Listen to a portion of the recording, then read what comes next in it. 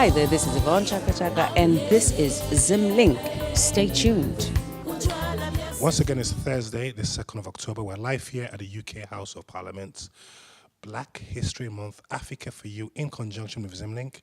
And today we're here at the conference for the African women in the diaspora. It's going to be a fabulous occasion, and I'm here with one of the main speakers of today. Her name is Sado. She is the founder of the Black Southwest Network. Welcome to Africa for You in conjunction with Zimlink. How are you today? I'm fine, thank you. Really excited to be here. And I'm sure all our listeners around the world just want to know just a bit about yourself briefly, your background, and what your expectations are for a fantastic day like this. My background, I'm the director of Black Southwest Network, which is a regional infrastructure organization, but very focused on race equality and social justice.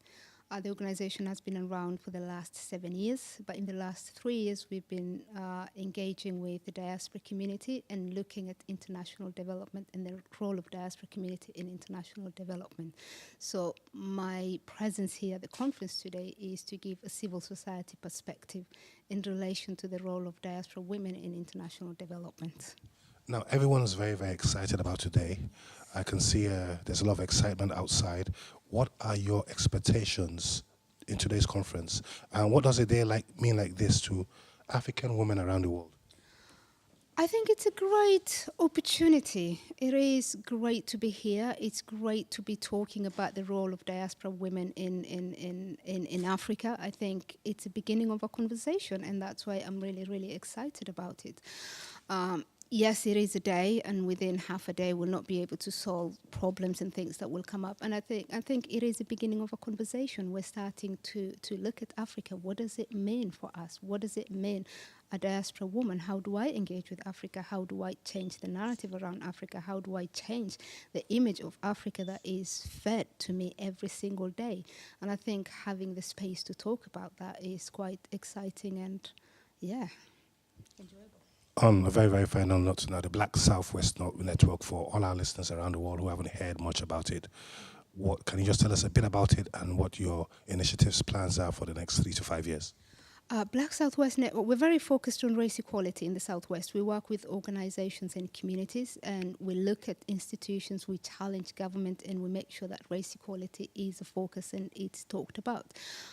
In the UK, sometimes we don't really understand, or we don't expect to have disadvantage, we don't expect to have poverty, we don't expect to have all of those things because we live in the UK, we think it's a beautiful, great country. But within that, if you're black and ethnic minority, then you're 6 more times likely to be stopped. If you're black and ethnic minority, you're 2 times less to be employed. So there are issues around the diaspora community, there are issues around the black and minority ethnic community that needs to be talked about. And I think the role of the Black Southwest Network is to hold those people to account, to challenge them and have that conversation. Why is a black child more likely to end up in criminal justice than a white child? So the work of BSWN as a campaigning organization is around that social justice for all. Good. Fantastic. Keep me posted of all the great work you're doing in the community. So lovely to meet you in person. And I hope we'll catch up after the conference. Whoa, yeah, whoa.